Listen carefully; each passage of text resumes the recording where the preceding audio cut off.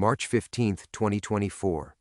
Frank Torino had choreographed over 400 fight scenes in Hollywood. Never once had anyone thrown a real punch.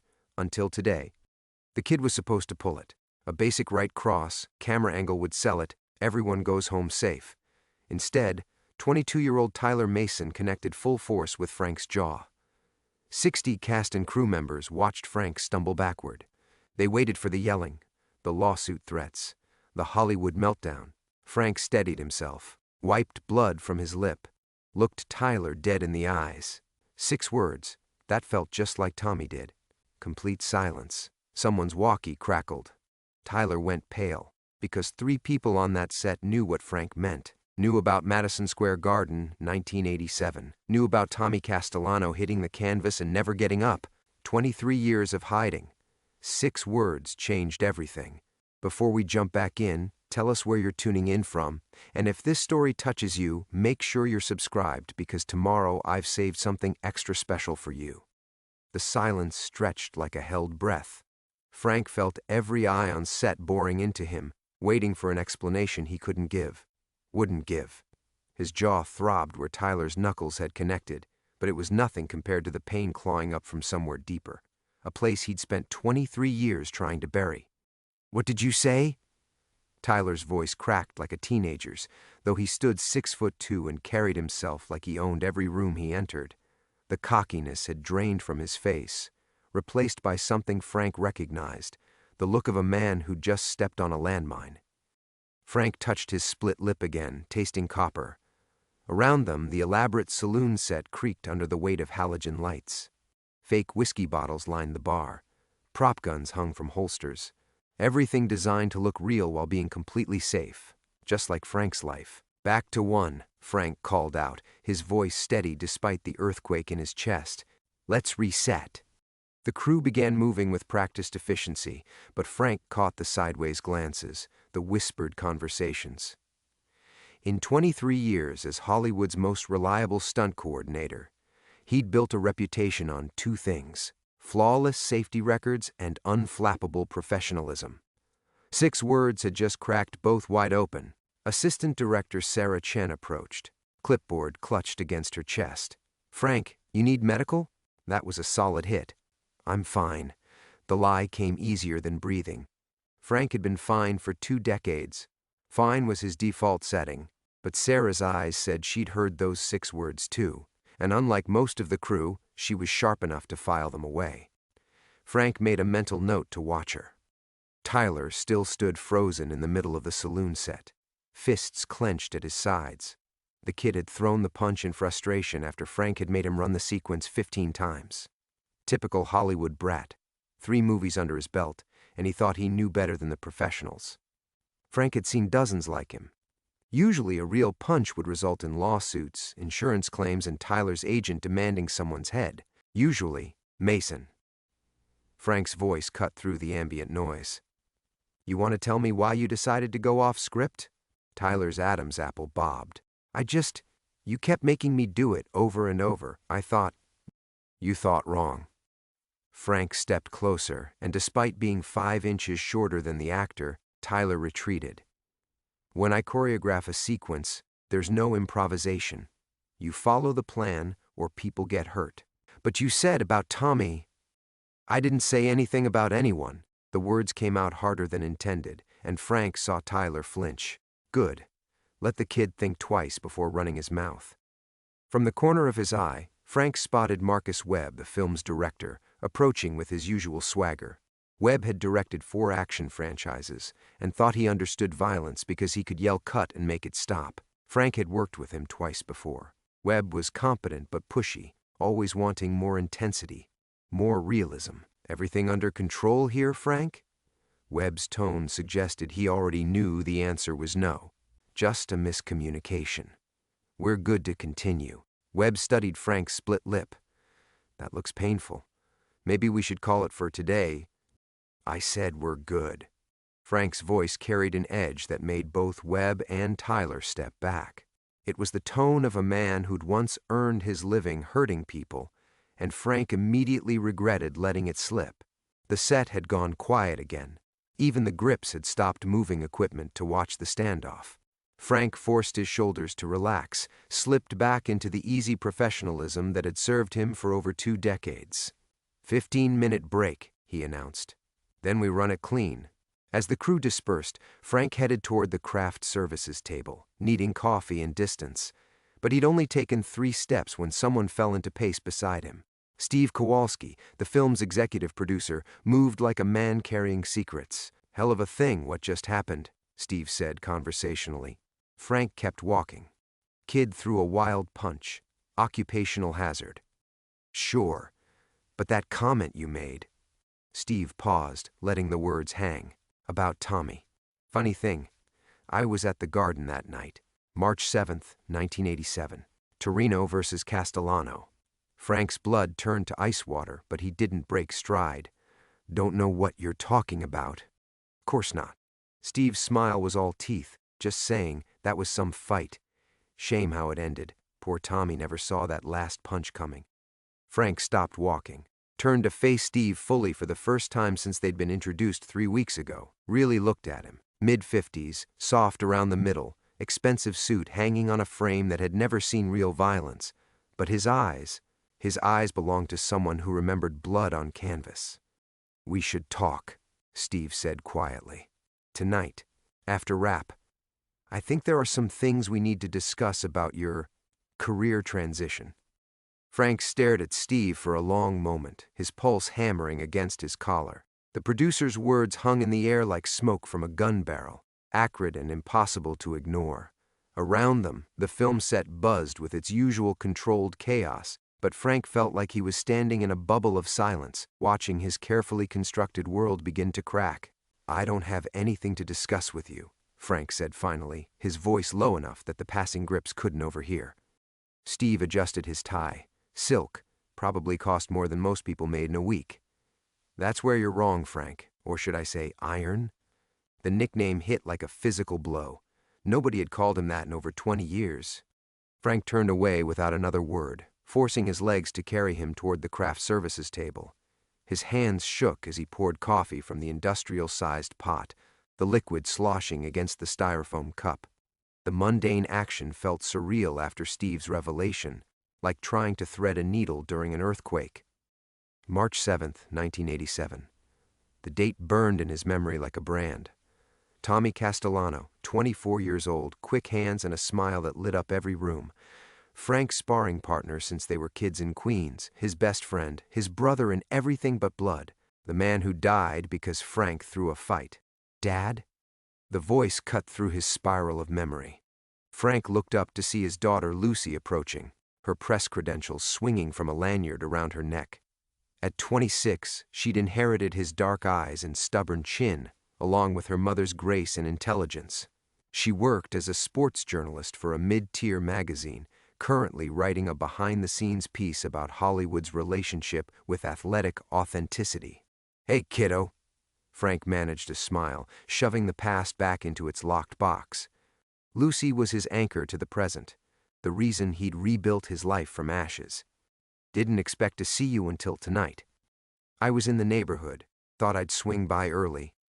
She studied his face with the sharp attention that made her good at her job. "Dad, your lip is bleeding. What happened?" "Just work stuff." Young actor got a little too method. Frank sipped his coffee, using the motion to hide his expression.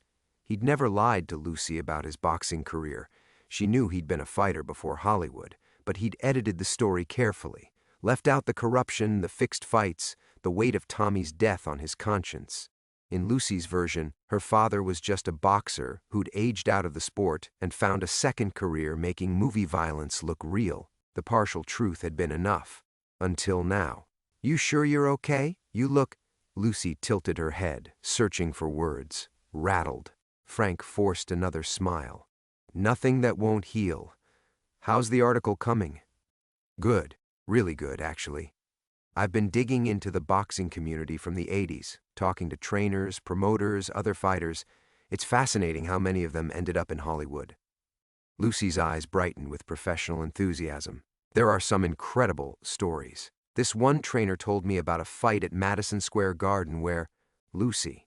Frank's voice came out sharper than intended. Maybe we should talk about this at dinner. I need to get back to work. She blinked, clearly taken aback by his abrupt dismissal. Frank rarely cut her off, especially when she was excited about a story.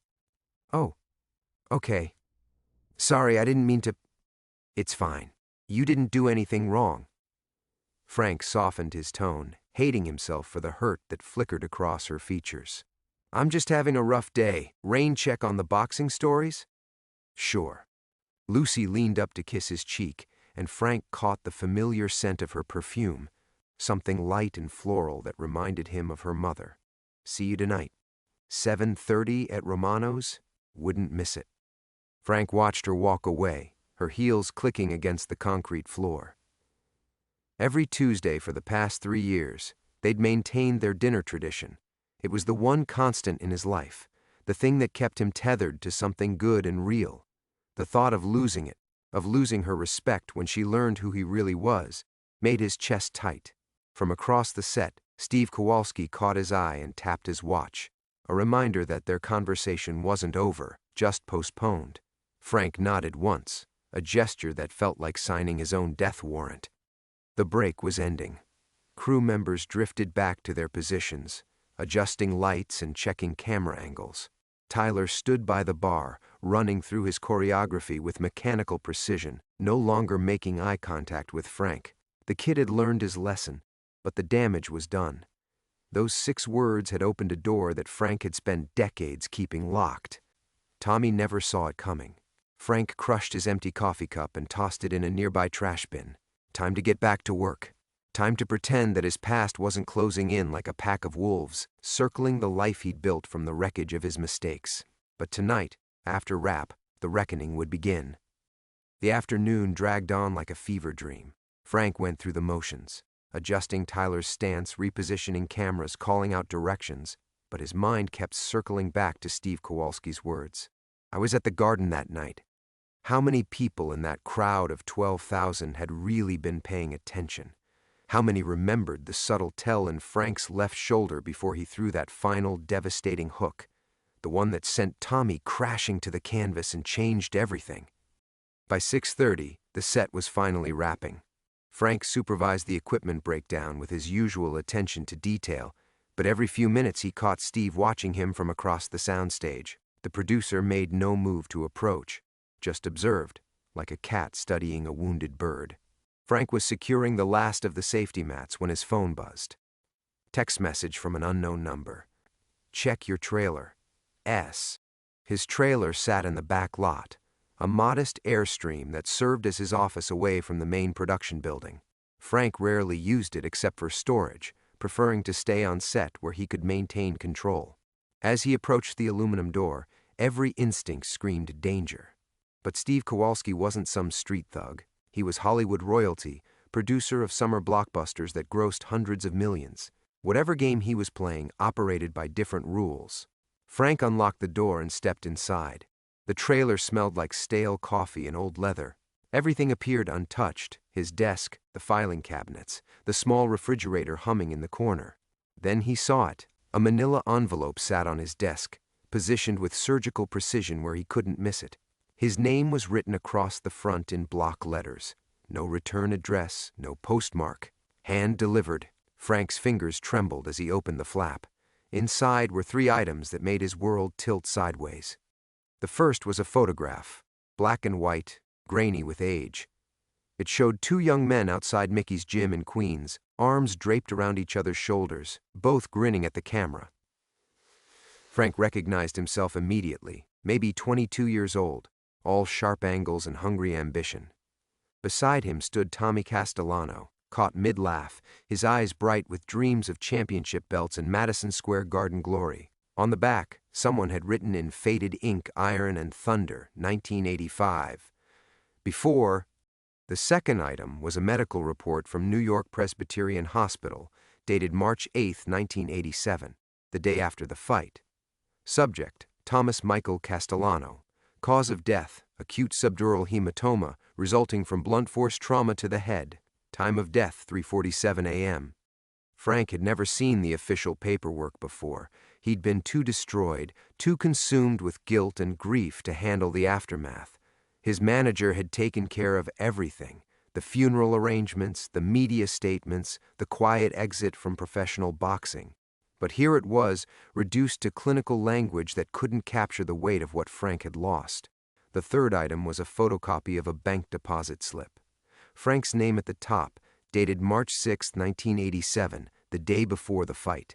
$50,000 deposited to his checking account from Pinnacle Holdings LLC. The payoff. The blood money that had convinced him to carry Tommy one extra round, to let his best friend look good before taking the inevitable fall. Except Frank had miscalculated. He'd hit Tommy harder than intended, caught him in that perfect, terrible sweet spot that turned a controlled dive into a death sentence. Frank slumped into his desk chair, the papers scattered before him like evidence at a crime scene. 23 years he'd kept this buried. 23 years of telling himself that it was an accident, that he'd never meant for Tommy to die. The money had been donated to charity within a week, every penny, but it couldn't wash the stain from his soul. A note was paper-clipped to the bank statement, written in the same block letters as his name on the envelope. Frank, these are copies. The originals are in a safe place, along with several other interesting documents from that time period. I think we both know what happens if they surface. You've built a nice life here. Respected career, loving daughter, clean reputation. It would be a shame to lose all that over ancient history. But the past has a way of catching up, doesn't it? Just like poor Tommy never saw that last punch coming, you didn't see this coming either. We'll talk soon. Very soon. Don't disappoint me. A friend who remembers. Frank's hands were shaking so hard he could barely read the words. The trailer felt like it was shrinking around him, the walls pressing in until he could barely breathe. Steve Kowalski hadn't just recognized him from that night at the Garden. He had documentation, proof of the fixed fight, evidence that Frank Iron Torino had killed his best friend for money. The phone in his pocket buzzed. Romano's restaurant, probably confirming his reservation for dinner with Lucy, their Tuesday tradition, the one pure thing in his life. In 90 minutes, he'd sit across from his daughter and pretend that his world wasn't collapsing around him. The emotional equilibrium that had sustained him for over 2 decades was shattered. There was no going back to the safety of anonymity, no return to the careful fiction of his Hollywood life. Someone knew who he really was, and they weren't done with him yet. Frank sat frozen in his trailer for 10 minutes before forcing himself to move. His first instinct was to burn the documents, but they were just copies, meaningless carbon shadows of evidence safely stored elsewhere. His second instinct was to run, pack his truck, and disappear into the Nevada desert like he should have done 23 years ago. But Lucy's face flashed in his mind, her excited voice talking about her article on boxers turned Hollywood professionals. He couldn't run. Not from her. Frank shoved the papers back into the envelope and locked it in his desk drawer, as if hiding it could somehow undo what he'd seen. The bank deposit slip burned behind his eyes. $50,000 that had seemed like salvation then and damnation now. He'd been broke, fighting in small venues for grocery money while Tommy landed the bigger matches. When Sal Torino had approached him, no relation despite the name, just another bottom feeder in expensive suits, the offer had seemed like divine intervention. One fight. Let Tommy look good for a few rounds, then put him down clean. The kid gets his moment, you get enough cash to start fresh somewhere else. Everybody wins. Except Tommy had died, and Frank had been living with the weight of that betrayal ever since. His phone rang. Romano's restaurant, confirming the 7:30 reservation. Frank's voice sounded foreign to his own ears as he acknowledged the call. 90 minutes to pull himself together, to be the father Lucy deserved instead of the broken killer he actually was. The drive to the restaurant passed in a blur. Frank caught himself running red lights, his attention scattered between the road and the rearview mirror.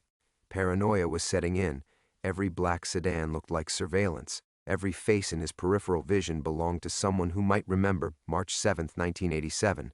He'd spent 2 decades perfecting the art of invisibility, and now it felt like the whole world was watching. Romano's occupied a corner spot on Melrose, all brick walls and dim lighting that made everyone look like they had secrets. Frank arrived 20 minutes early and chose a corner table where he could see both entrances. Old habits from a life he'd tried to forget. Always know your exits, never sit with your back exposed. Lucy walked in precisely on time. her press badge replaced with a navy blazer that made her look older, more professional. She'd inherited her punctuality from Frank, along with his tendency to overthink everything. As she approached the table, Frank studied her face for any sign that her research had uncovered something dangerous. But she just smiled and kissed his cheek, the same as always. "You look better," she said, sliding into the opposite chair, the lips barely noticeable. "Told you it was nothing." Frank signaled the waiter, desperate for the ritual of ordering wine, discussing the menu, anything to maintain the illusion of normalcy. Lucy opened her laptop as their drinks arrived. "I hope you don't mind if I run a few things by you. This boxing article is turning into something bigger than I expected. My editor thinks it might be magazine-worthy." Frank's glass stopped halfway to his lips. "What kind of things?" "Just background stuff. You were fighting professionally in the 80s, right? Before you moved out here?" The question sounded casual, but Frank caught something else underneath, professional curiosity sharpened to a point. Lucy was good at her job because she knew how to dig, how to find the story beneath the story, and now she was digging into territory that could destroy them both. That was a long time ago, kiddo. Ancient history. But that's what makes it interesting. I've been talking to people who remember those days, promoters, trainers, even some of the fighters who are still around. Lucy's eyes lit up with enthusiasm. There's this whole network of guys who transitioned from boxing to entertainment. It's like this secret fraternity. Frank set down his wine glass before his trembling hands could betray him. "Lucy, maybe you should focus on a different angle. Something more current." She tilted her head, studying him with the same intensity she'd inherited from her mother. "Dad, are you okay? You've been weird about boxing stuff all day." Before Frank could answer, his phone buzzed. Text message from the unknown number, "Nice restaurant." "Lucy's grown up to be quite the reporter, hasn't she?" "Tell her I said hello." Frank's blood turned to ice. He looked around the restaurant with new eyes, scanning faces in the dim lighting. Steve Kowalski could be anywhere. The businessman at the bar, the couple by the window, even the waiter who'd taken their order. Frank had walked into this dinner thinking he could compartmentalize the threat, keep his past separate from his present. But Steve was already inside the walls, threatening the one thing Frank couldn't bear to lose. "Dad?" Lucy's voice seemed to come from far away. "You look like you've seen a ghost." Frank forced himself to focus on her face, to memorize the way she looked at him with concern instead of disgust. "Because after tonight, everything might change. We need to talk," he said quietly. "Middle development." "About what?" Lucy's fingers paused over her laptop keyboard, and Frank could see the reporter in her sharpening to attention. 26 years of being his daughter, and she could read the fault lines in his face better than anyone. Frank glanced around the restaurant again, that text message burning in his mind. "Tell her I said hello." The casual cruelty of it made his stomach clench. Steve Kowalski wasn't just threatening him. He was demonstrating how easily he could reach Lucy, how completely Frank's carefully constructed world had been compromised. "Dad, you're scaring me." Lucy closed the laptop halfway. "What's going on?"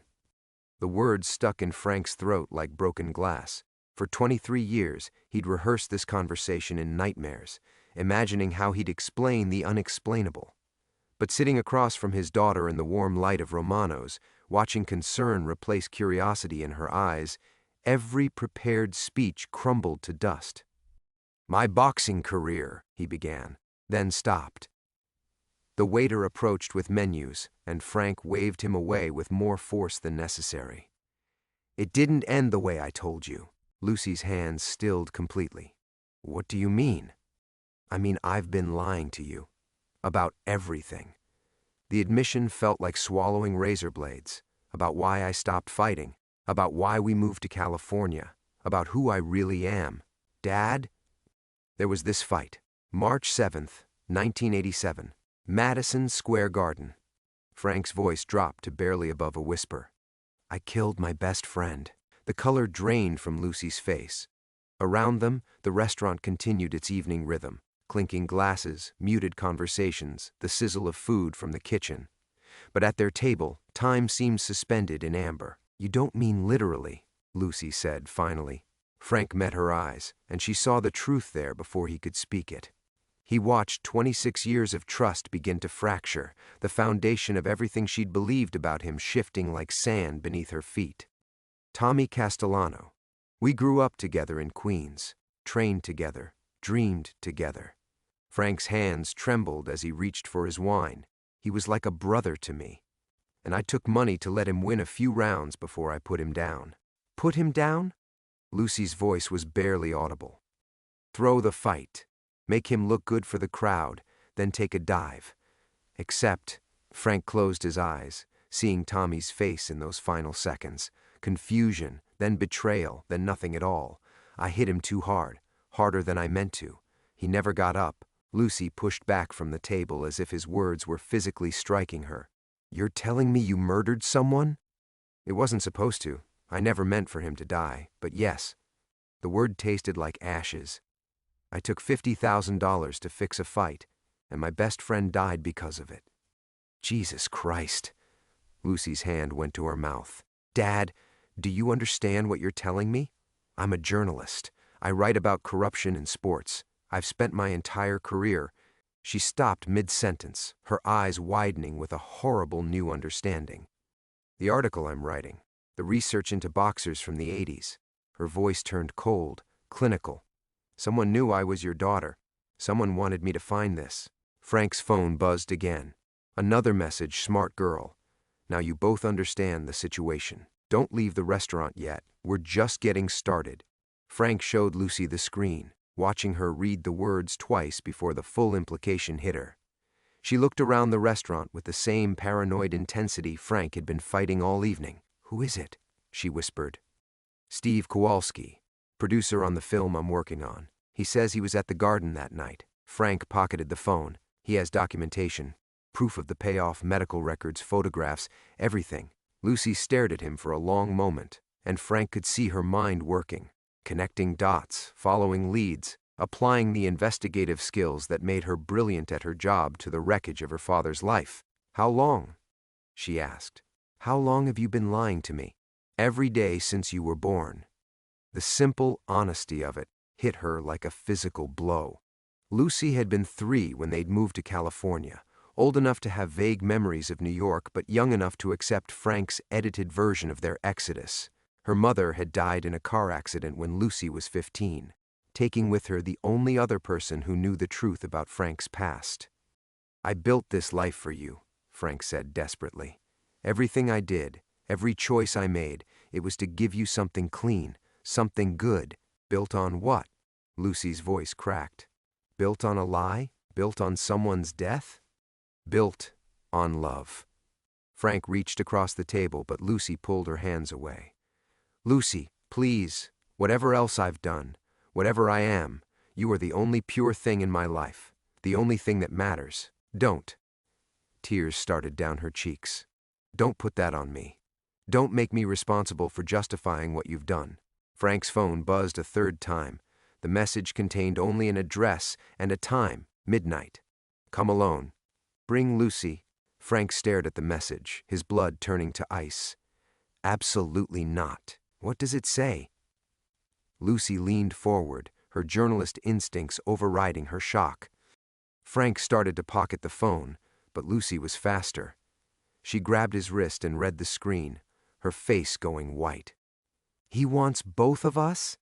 You're not going anywhere near this. Frank pulled his hand back, his voice taking on an edge that made other diners glance their way. This is between me and him, Dad. I'm not a child. You air me, child. The words came out harder than he'd intended, echoing with decades of buried fear. And I won't let what I did touch you. Lucy stared at him, and Frank saw something shift in her expression, a hardening he'd never seen before. What you did already touched me. It's been touching me my entire life. Before Frank could respond, his phone rang, the unknown number. Frank hesitated, then answered on speaker. Frank. Steve Kowalski's voice was warm, conversational, as if they were discussing weekend plans. I trust you're having a lovely dinner with Lucy. The salmon there is excellent, by the way. Frank's eyes swept the restaurant again, searching for any sign of surveillance. What do you want? The same thing I've always wanted. Justice. Steve's tone remained pleasant, but something cold slid underneath. You see, Frank, you weren't the only one who lost something that night at the garden. I don't know what you're talking about. Tommy Castellano was my cousin. The revelation hit Frank like a physical blow. He felt Lucy's sharp intake of breath across the table, saw her hands grip the edge as if the world had tilted sideways. Impossible. Frank's voice was barely a whisper. Tommy never mentioned. Our mothers were sisters. I was Tommy Castellano before I became Steve Kowalski. The pleasant facade finally cracked, revealing something raw and hungry beneath. I changed my name when I moved to Los Angeles, built my career, made my fortune, but I never forgot what you did to my family. Frank's mind raced backward, trying to reconcile this revelation with everything he thought he knew. The cocky young actor who'd thrown the real punch, the producer who'd somehow recognized him in that split second of muscle memory and rage. It had all been orchestrated, planned with surgical precision. 23 years, Steve continued. 23 years I've watched you build your little life, play the devoted father, pretend to be something other than a murderer. Do you have any idea what it's been like, knowing that Tommy's killer was walking around free while my cousin rotted in the ground? Steve, please, Frank began. Don't. The word exploded through the speaker, loud enough that nearby tables turned to stare. Don't you dare use my name like we're friends. You don't get to humanize yourself to me. Lucy suddenly leaned forward, her voice cutting through the tension like a blade. If you're Tommy Castellano's cousin, then you know he wouldn't want this. Silence stretched across the line. Frank stared at his daughter, seeing her mother's steel backbone emerging in the face of crisis. I beg your pardon? Steve's voice had gone dangerously quiet. I said Tommy wouldn't want this. Lucy's hands had stopped shaking, her journalist training kicking in. I've spent the last week researching fighters from that era. I know who Tommy Castellano was, his reputation, his character. Everyone I talked to said the same thing. He was decent, honorable, a guy who wouldn't hurt a fly outside the ring. You don't know anything about my cousin. I know he was training kids at a community center in Queens before he died. I know he donated half his purses to help other fighters who got hurt. I know he visited children's hospitals. Lucy's voice gained strength with each word. And I know that kind of man wouldn't want his cousin to spend 23 years plotting revenge against someone who was already destroyed by what happened. Frank felt something crack open in his chest, pride mixed with terror as he watched his daughter face down a man who'd spent decades planning their destruction. You think you're protecting him? Steve's laugh was bitter, hollow. You think your touching family loyalty changes what he did? No, Lucy said simply. But I think Tommy Castellano would be ashamed of what his family name is being used for. The silence that followed was deafening. Frank could hear Steve breathing across the line, could feel the rage radiating through the phone. When he finally spoke, his voice was different, smaller, somehow diminished. Midnight, he said. Both of you, or I release everything to every news outlet in the country by morning. The line went dead. Lucy looked across the table at her father, her eyes bright with unshed tears but her jaw set with determination. Tommy Castellano sounds like he was a good man. He was the best of us, Frank whispered, and for the first time in 23 years, he realized that Tommy would have forgiven him long ago. Climax build-up. The silence in Romano's felt heavy enough to crush them both. Frank watched his daughter process everything, the revelation about Tommy, Steve's ultimatum, the impossible choice now sitting between their empty wine glasses like a loaded gun. Lucy's hands had found her phone, her fingers moving in practiced patterns across the screen. What are you doing? Frank asked. Research. Her voice had taken on the clinical tone she used for difficult interviews. Stephen Kowalski, formerly Castellano. If he's telling the truth, there should be records. Birth certificates, name change documentation, family connections. Lucy, we don't have time for... We have 4 hours. She looked up from the screen, and Frank saw his own stubborn determination reflected in her eyes. 4 hours to figure out who we're really dealing with, and what we're walking into. Frank wanted to argue, to insist they simply disappear into the night and start over somewhere new. But he'd spent 23 years running from the truth, and it had finally caught up with them in the worst possible way. Running would only postpone the inevitable now. His phone buzzed with another message. Don't even think about running. I have people watching Lucy's apartment, your house, every exit from the city. This ends tonight, one way or another. Frank showed her the screen. Lucy read it twice, then set her jaw in a way that reminded him painfully of her mother. Where are we supposed to meet him? Frank pulled up the address Steve had sent. Warehouse District downtown, off Spring Street. The location made his stomach clench. Isolated, industrial, the kind of place where screams wouldn't carry and bodies could disappear without a trace. Dad! Lucy's voice was softer now, cutting through his rising panic. I need you to tell me everything. Not the sanitized version you've been carrying around for 23 years. Everything. Frank signaled for the check, needing the simple action to steady his hands. Around them, Romano's continued its evening rhythm, couples sharing dessert and making weekend plans while his world crumbled into dust. Tommy was supposed to get his shot after that fight, he began quietly. Win against me, and he'd get a title eliminator. Real money, real recognition. Everything we'd both dreamed about since we were kids hitting heavy bags in Queens. But you needed the money more. I thought I did. Frank's laugh was bitter. $50,000 seemed like enough to start over, maybe open a gym somewhere. I told myself Tommy would get other opportunities, that one loss wouldn't kill his career. But the fix went wrong. I was supposed to carry him for 6 rounds, make it look competitive, then go down clean in the 7th. Give Tommy his moment, take my money, everybody goes home happy.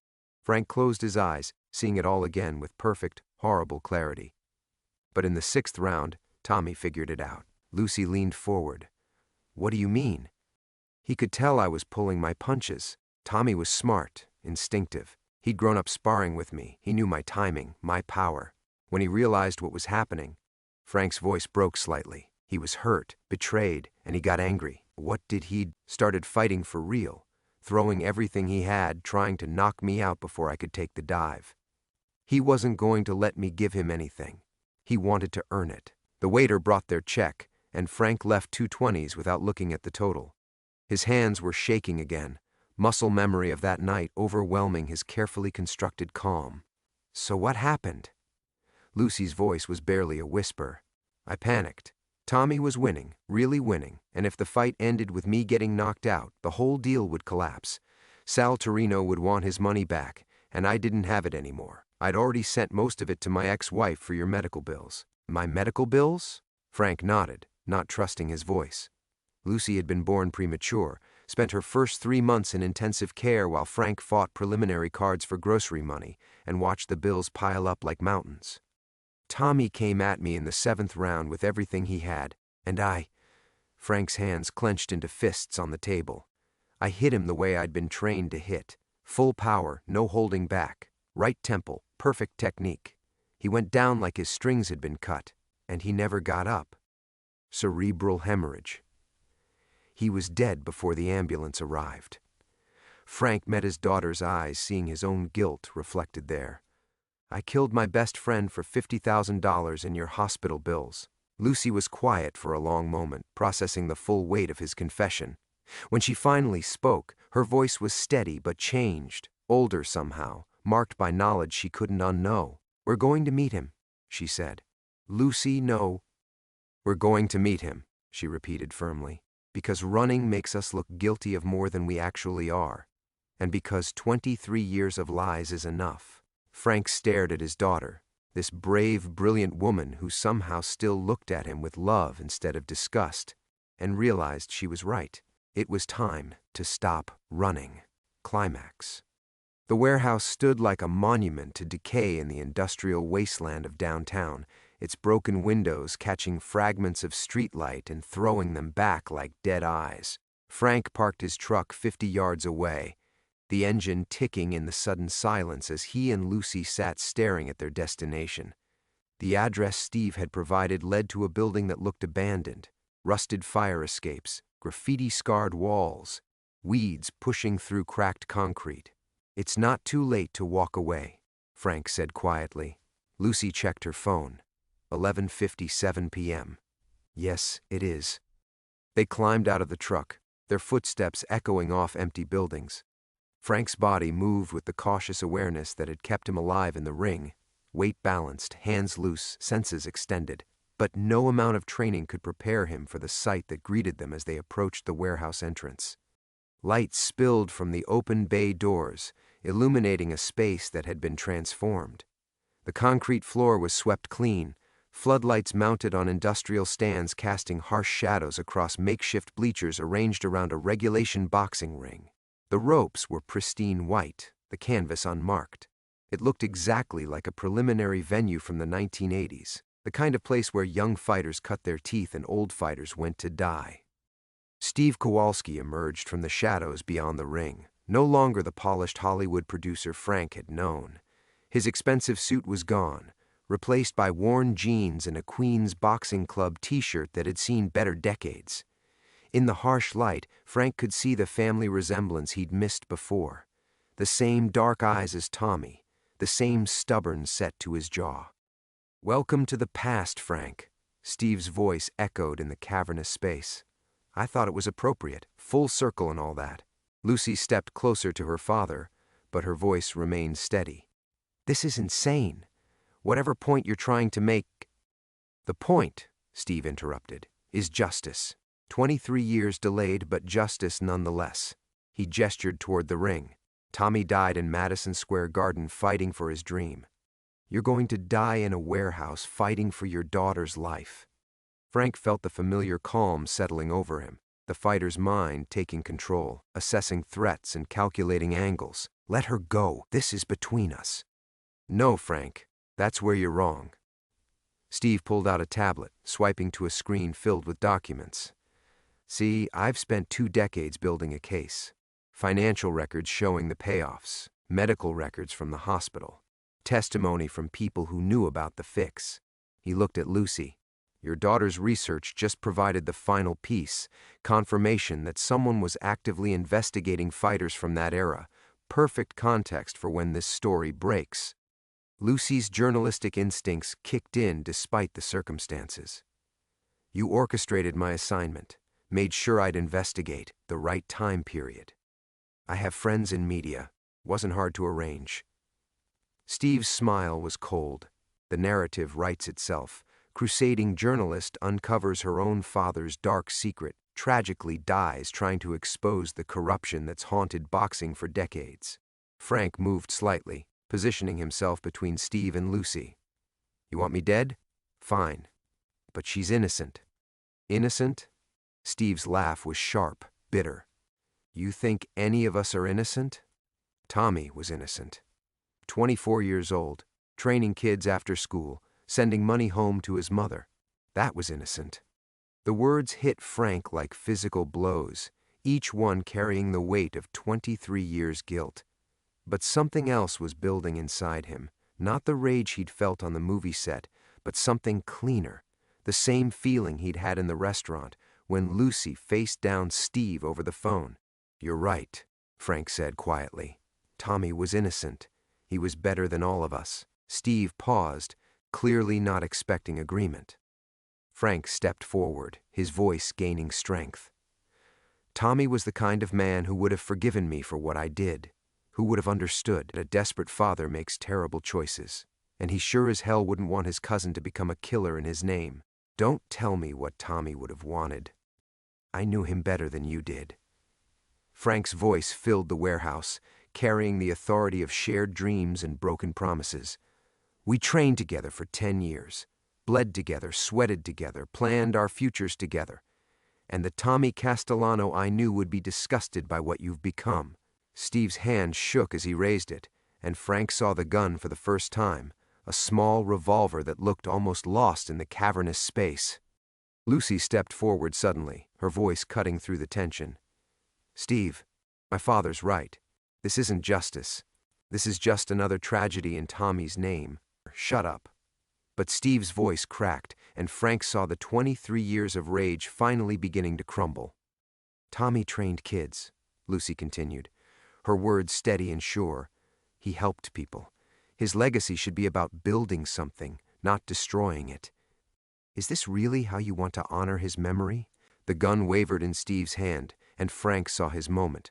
Not to attack, but to surrender. "Steve," Frank said quietly, "if you need to kill me to find peace, then do it. But let my daughter live. Let her tell Tommy's real story, the man he was, the good he did. Give him the memorial he deserves." Steve stared at them both, the gun trembling in his grip.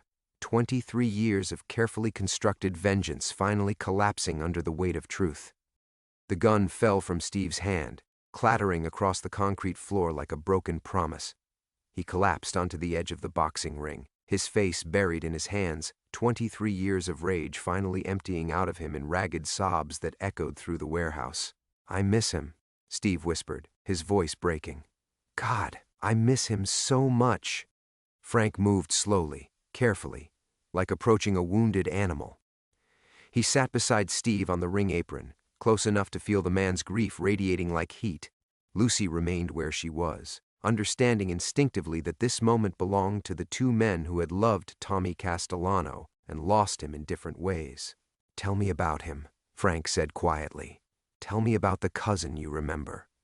Steve looked up, his face streaked with tears and exhaustion. "He taught me how to throw a left hook when I was 12. Said I'd need to know how to protect myself in Queens." A broken laugh escaped him. He was always protecting somebody. Kids at the gym, old-timers who couldn't afford training fees, stray cats in the alley behind his apartment. Frank nodded, recognizing the Tommy he'd known. He once gave his purse money to a fighter whose daughter needed surgery. Never told anyone. I only found out because I saw him eating peanut butter sandwiches for 2 weeks straight. That sounds like Tommy. Steve wiped his eyes with the back of his hand. He called me every Sunday for 10 years. Even after I moved to LA, even after I changed my name and pretended to forget where I came from. Every Sunday at 3 o'clock, Queens time. What happened to those calls? I stopped taking them. Steve's voice was barely audible. After Tommy died, I couldn't bear hearing about family, about normal life continuing without him. I was so angry at you, at God, at myself for not being there. He looked at Frank with hollow eyes. The last time he called, he wanted to tell me about some kid he was training. Said the boy reminded him of us when we were young. I let it go to voicemail because I was in a meeting about some bullshit movie deal.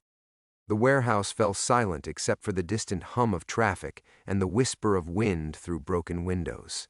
Frank felt the weight of all his years in this sterile space, the careful choreography of movie violence, the sanitized brutality that let him make a living from the thing that had destroyed his soul. "I dream about that night," Frank said finally. "Every night for 23 years. In the dream, I pull the punch. I go down in the 7th like I was supposed to. Tommy gets his shot at the title, and we both go home to our families. Does he win? In your dream?" Frank smiled sadly. "Every time. Tommy always wins." Lucy approached them slowly, her journalist's instincts warring with her daughter's heart. "What happens now?" Steve looked at the tablet he'd dropped, its screen dark and powerless on the concrete. "I don't know. I've spent so long planning for this moment that I never thought about after." Frank stood, his knees protesting the familiar ache of old injuries and older guilt. Tommy's story should be told, not the way he died, but the way he lived. The kids he helped, the community he served, the man he was. "I'm not a writer," Steve said. "I am." Lucy's voice was soft but certain. "Let me tell his story the right way. Let me give him the memorial he deserves." Steve stared at her for a long moment, then nodded slowly. "He would have liked you. Tommy always said the best fighters were the ones who protected other people."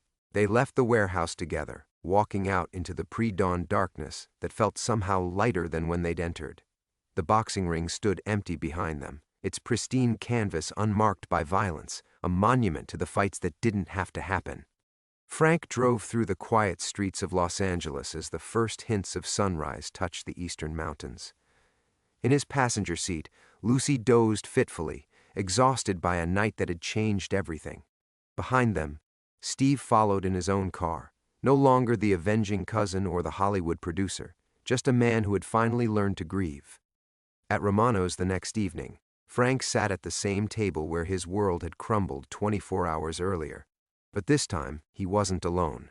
Lucy sat across from him, a notebook filled with questions about Tommy Castellano, and Steve occupied the third chair, sharing stories of Sunday phone calls and childhood boxing lessons. The waiter brought wine, and Frank raised his glass in a toast he'd been unable to make for 23 years. "To Tommy," he said simply. "To Tommy," they echoed. Outside, Los Angeles continued its restless dance of dreams and broken promises. But inside Romano's, three people who had been strangers to each other's pain finally found the words to heal what could be healed and to honor what could never be restored. The dead don't come back. But sometimes, if you're very lucky, you learn to carry them with love instead of guilt.